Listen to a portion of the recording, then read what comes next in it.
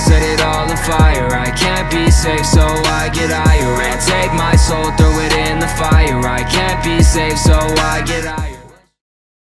Hey everyone, my name is Saige and welcome to this video, you guys. In this video, we're going to be reviewing the Maximum Cruelty, which is honestly one of the coolest looking heavies that have been added, even though it's really simply designed. I really love how this thing looks, and honestly, it functions really great. I think it's probably one of the best heavies in the game at the moment. Is it overpowered? I don't know. Doesn't have that much ammo. It's a charged weapon, and we'll talk about whether it's overpowered or not as the game goes on. And by the way, in this video, guys, I drop a violence, and like my second game, I wasn't even going for violence, but it ended up happening. So if you enjoyed this video, make sure to leave a like and sub, and let's get right into it.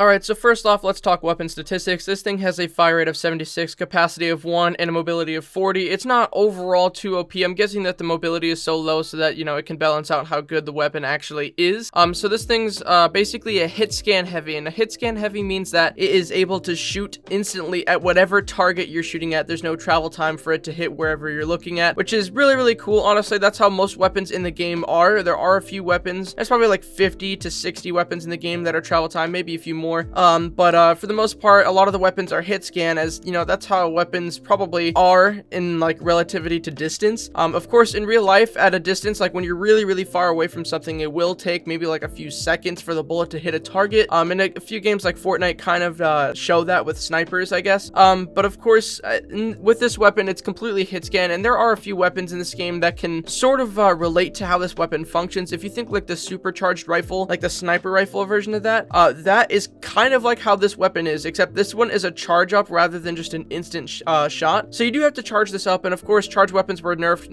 kind of a while ago already, so it takes a long time for it to charge up. And once you do charge it up, I think it can 2-shot dev armor, 1-shot gold clan, and 1-shot all the other clan armors, unless they have steel, because the steel armor is really weird. Like basically how it functions is that sometimes it can reflect the damage back onto the person who shot it, so it's kind of like a constantly running reflecting gadget that works like 50% of the time. And the percentage is probably lower, but for all other clan armors, this thing can probably definitely one-shot. Honestly, I think that it's really good. I actually loved using it for public matches. Of course, I wouldn't use it in privates, but I just love how it feels when you're using it, man. It just does good damage, and you know, it's just really fun to use. I don't know, I don't use too many heavies in the game because obviously you guys know I'm a 3-cat spammer. I play private matches a lot, but I don't really get to go into pubs often and use heavies. But you know, now that I have this, I might play some more. It's actually kind of fun to use, and I think that might just be like speculation, because I feel like a lot of people will probably get annoyed over the fact that it has a charge time, but I think that the fact that it's charged and not just instant shot is a really good thing for it. Plus, it has really low capacity. You can only shoot 8 bullets, I think, until it's gone, and of course you can pick up ammo, so you can have something like 10 in there, and that's kind of what you can see I have there. But I think that it's a really fun weapon to use. I really do. It's overall really fun. I just love it a lot, and it's honestly really powerful. For most people that I went up against, it was able to one-shot with ease. There was no struggle, there was no challenge. It was just, you know, I charged up, I shot at them, and it killed them. And honestly, the hit